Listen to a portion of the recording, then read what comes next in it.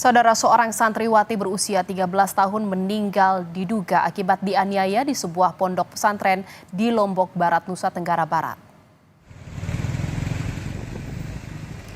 Santriwati bernama Nurul Ijati meninggal di RSUD Sujono Selong usai mengalami koma selama sepekan. Remaja berusia 13 tahun asal ND tersebut diduga menjadi korban penganiayaan oleh sesama santri di Ponpes Al-Aziziyah, Lombok Barat. Jenazah Nurul kemudian dibawa ke Rumah Sakit Bayangkara Polda NTB untuk diotopsi. Pertama, dia masih bisa tertolong kan? Masih. Berapa menit kemudian, terus pas masuk sana posisi mereka lagi satu udah lihat. Saya balik keluar. Sudah berapa menit begitu? Apa yang bagian ruangan itu akan kasih tahu kalau dia sudah tidak ada. Ini anak satu-satunya Ibu.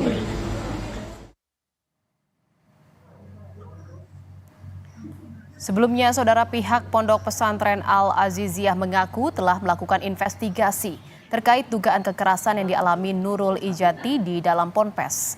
Hasil investigasi, pihak Pondok Pesantren menyebut Nurul Ijati meninggal karena mengalami sakit dalam beberapa minggu terakhir akibat luka infeksi jerawat di bagian hidung. Namun terkait penyakit dan penyebab pasti luka yang dialami Nurul, pihaknya mempersilahkan untuk ditanyakan langsung ke tenaga medis. Pihak Ponpes pun menyatakan siap dan terbuka terkait penyelidikan jika ada oknum yang bersalah dan diduga menganiaya Nurul di dalam Ponpes. Kami sangat terbuka, entah ketika benda tajam, entah ketika benda tumpul, entah itu nanti infeksi itu, kami sangat terbuka. Nah, skenario yang kedua, kalau misalnya nanti hal terburuk terjadi,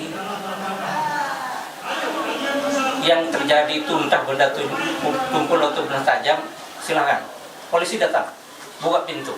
Siapa mau investigasi dari KPAI, dari lembaga, dari HAM, silakan investigasi. Kami tidak akan melindungi oknum untuk menjaga nama besar pondok pesantren. Logika sehat, masa oknum kita lindungi? Pesantren Nizam Besar, enggak. Saudara, setelah mengalami koma selama sepekan, santriwati Pondok Pesantren Al-Aziziyah di Lombok Barat, Nusa Tenggara Barat meninggal dunia di RSUD Sujono Selong. Informasi selengkapnya terkait dengan kematian santriwati Nurul Ijati asal ND ini, kita akan tanyakan langsung ke Kasat Reskrim Polresta Mataram, Kompol I Madeyogi Porusa Utama yang sudah bergabung bersama kami di Kompas Malam. Selamat malam Pak Kasat, terima kasih atas waktunya. Pak Kasat, ini Polresta Mataram langsung membentuk tim ya untuk menyelidiki kasus dugaan kekerasan di Ponpes yang dialami oleh Nurul Ijati. Apa saja temuannya sejauh ini, Pak? Baik, Mbak. Selamat malam. Terima kasih pada diberikan pada kami, Mbak. Jadi untuk bentuk tim memang kami Satreskrim dengan adanya laporan pengaduan dari ayah anak korban, kami langsung membentuk tim, Mbak, dalam hal ini, yaitu tim unit BPA yang memang dalam hal ini bergerak sehubungan dengan perlindungan tentang anak, perbuatan anak, di mana tim tersebut kami bagi sehubungan dengan upaya lidik yang kita lakukan dari pemeriksaan saksi maupun mendatangi langsung, Mbak, Rumah Sakit Sujono di mana anak korban pada saat itu sedang di opnam. Nah, kami juga sudah memeriksa beberapa saksi dalam hal ini. Ada 4 saksi, berikut kami ada bersurat kepada poliklinik, baik itu puskesmas dan rumah sakit, di mana sebelum mengembuskan nafas terakhir, adik korban sempat berobat di poliklinik, puskesmas dan rumah sakit Sujono wilayah. Iya, Pak Kasat, jadi tim tersebut yang dibentuk dari unit PPA ini sudah mendalami keterangan beberapa saksi. Apa hasil dari penanganannya sejauh ini? Dari hasil penanganan kami setelah tadi pagi mendengar kabar bahwa adik kita telah mengembuskan nafas terakhir. Kami berkoordinasi dengan Rumah Sakit Dr. Sujono untuk mengirim jenazah korban ke Rumah Sakit Bayangkara Polda NTB untuk melaksanakan otopsi. Otopsi tadi siang sudah kami laksanakan dari pukul 15.00 hingga 17.00. Sembari demikian, kami menunggu hasil otopsi atau rekam medis dari dokter forensik yang telah melakukan otopsi.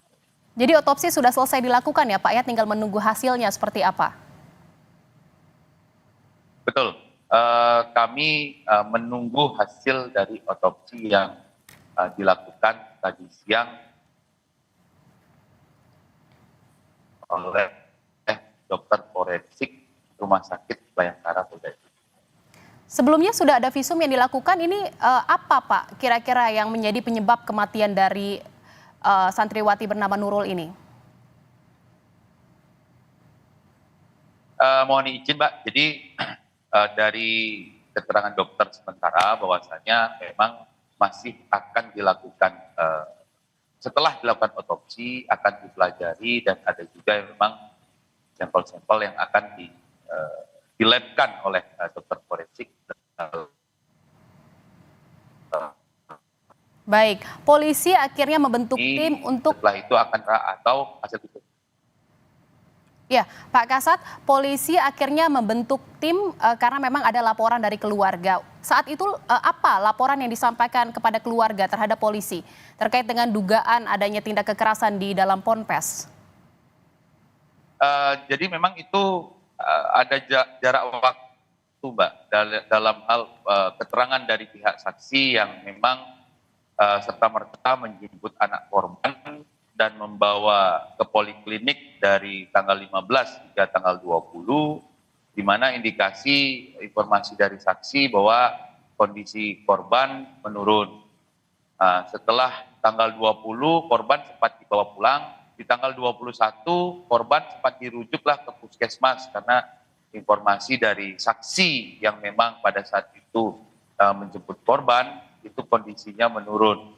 Alhasil di tanggal 21 korban langsung masuk di ICU dan menggunakan ventilator. Hingga tadi pagi sekitar pukul 20, tanggal 29 Juni 2024 adik kita mengembuskan nafas terakhir.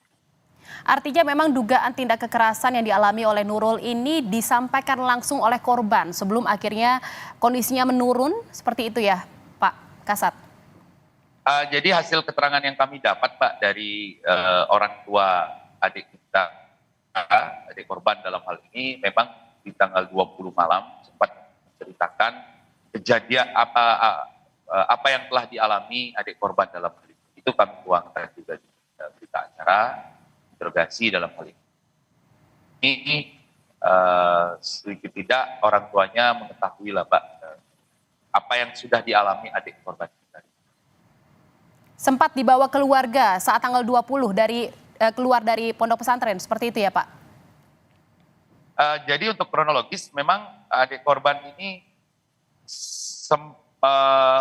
dijemput tanggal 14 Pak, tepatnya tanggal 14 dijemput oleh seorang ibu, di mana ibu ini memiliki putri juga Mbak, yang memang sekolah di pondok pesantren dimaksud, sama dengan adik korban.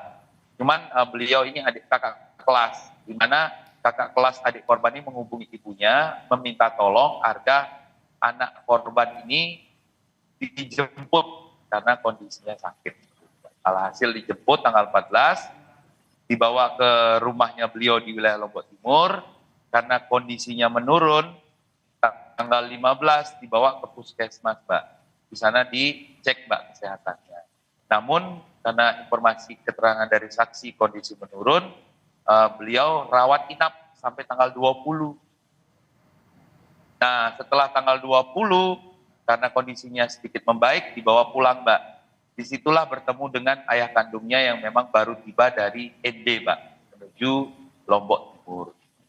Dan akhirnya diceritakan apa yang dialami. Dari tanggal 20 Ya, diceritakan 20 malamnya, 20 paginya kondisi beliau pada saat pukul 09.00 tidak bangun. Akhirnya curiga karena kondisinya sangat lemas, dibawalah ke ICU Dr. Jono Lombok Timur.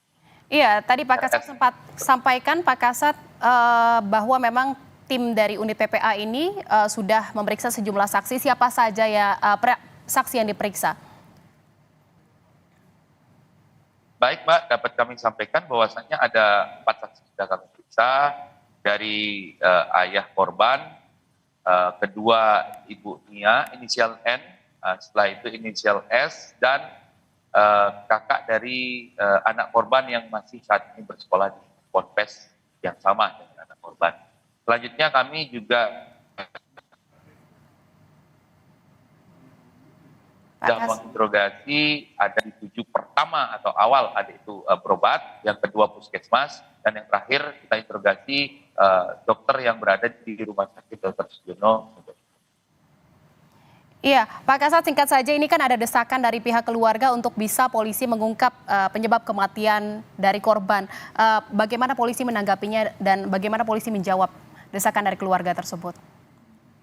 Singkat saja, Pak Terima Kasat. kasih Mbak. Jadi memang ada permintaan oleh terutama dari ibu korban bahwasanya penanganan ini harus tuntas dan harus bisa membuktikan siapa pelaku atau dalang dari semua ini. Kalau kami Mbak mohon izin Satreskrim Polres Kota Mataram bekerja secara profesional, normatif.